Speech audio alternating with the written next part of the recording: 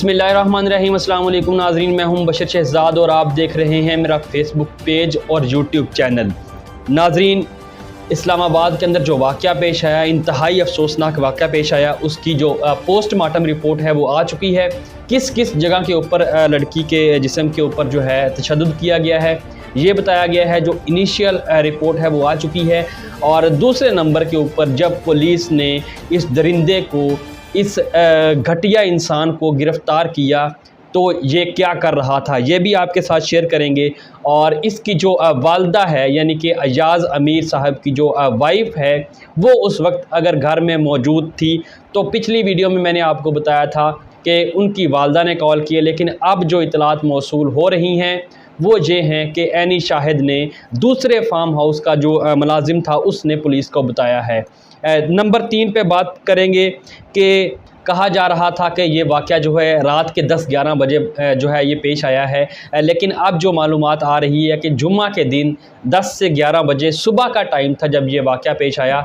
और जो चक शहजाद की जो पुलिस है शहजाद टाउन की, वो उस वक्त गश्त के ऊपर थी जब एक एनी शाहिद ने बताया कि इस घर के अंदर बहुत ज़्यादा चीखों पुकार हो रही थी, लेकिन अब वो है खामोश हो चुकी है। जिसके बाद मैं आपको बताऊं कि जो पुलिस है वो दरवाज़ा खटखटाती है लेकिन अंदर से कोई रिस्पांस नहीं आता, तो पुलिस घर के अंदर दाखिल हो जाती है। जब पुलिस घर के अंदर दाखिल होती है तो नाजरीन वहाँ पे क्या देखती है कि ये दरिंदा शाहनवाज, जिसने अपनी ही बेगम, इस शख्स की शादी में आपको बताऊं कि सिर्फ़ और सिर्फ 3 माह पहले हुई थी और इसकी जो वाइफ थी वो दुबई के अंदर मुलाजमत करती थी। जब वो वापस आई उसने एक नई गाड़ी ख़रीदी।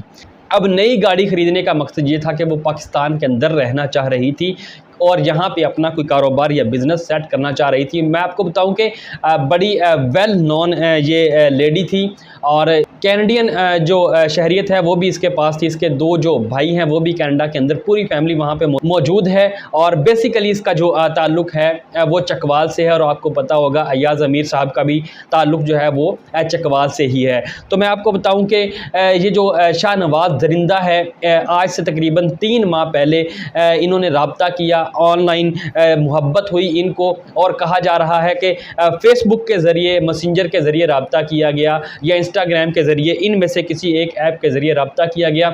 और इसके बाद इनकी जो मोहब्बत की कहानी है वो बढ़ती गई और फिर आखिर शादी जो है, शादी के बारे में ये कहा जा रहा है कि कोर्ट मैरिज हुई, लेकिन जो फैमिली ज़राए है वो हमें अभी तक कंफर्म कर रहे हैं कि ये कोर्ट मैरिज नहीं थी बल्कि इसके दोस्त के घर ये जो है शादी की गई। एक और चीज़ मैं आपको बता दूं कि ये दरिंदा जो है ये इसकी तीसरी शादी थी। 2 शादियां पहले ये कर चुका है और तलाक दे चुका है अपनी बेगमात को। ये इसकी तीसरी शादी थी और तीसरी शादी किस तरह से इसका एंड हुआ वो आपने देख लिया। दर्दनाक तरीके से ये जो लड़की सारा है इसके सर के ऊपर डंबल मारे गए हैं और रॉड से जो है बिल्कुल, मैं आपको बताऊं कि लाश जो है उसको भी नहीं छोड़ा, इसने मस्त किया।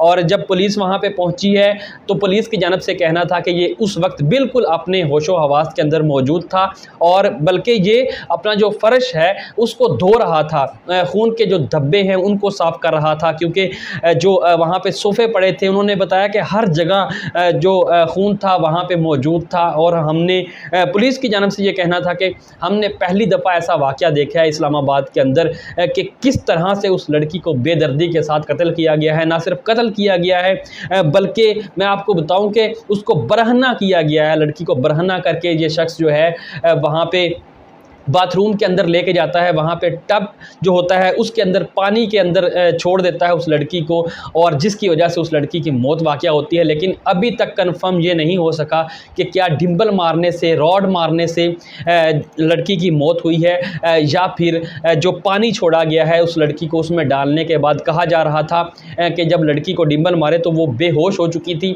जिसके बाद इसने टब के अंदर रखा और फिर पानी छोड़ दिया और नाक के ज़रिए पानी जो है अंदर गया जिसकी वजह से लड़की की मौत हुई। लेकिन अभी तक ये कंफर्मेशन नहीं है।